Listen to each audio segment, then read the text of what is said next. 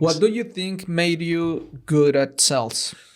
I, I would say a few things. One is that I enjoy connecting with people and listening to what they're up to and what they want. So, yeah, there's that old cliche of listening is a sales skill, which is one thing.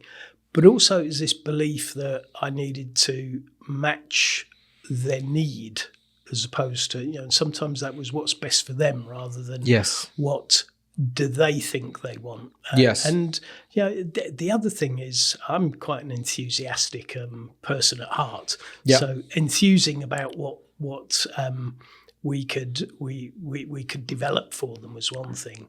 And I think one good thing that kept me going and kept getting me recommendations and referrals was I created a thing I called my cup of tea test. Wow. and it was, this was back in the 1980s, and there were a lot of, I think over here you call them snake oil salesmen.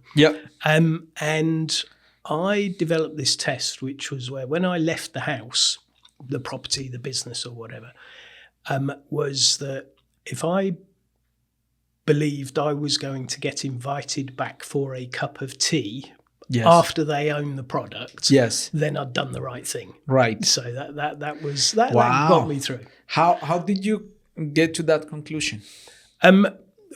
That's where my referrals were coming from. When people were happy, I looked at why were they happy? What made them refer me?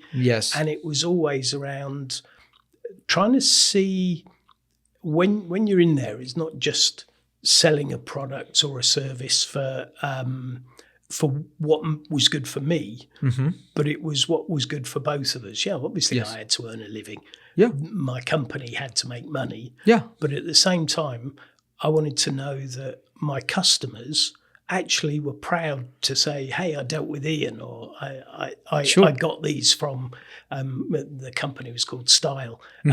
So, that was when I realised that it's much easier if you're prospecting to have a load of people saying, go to Ian, rather than having to go knocking on doors 5 nights a week, which I did in the early days, in a cold, wet English evening, knocking on doors saying, asking people if they wanted windows and doors and conservatories. Don't care what anybody says. It's not fun.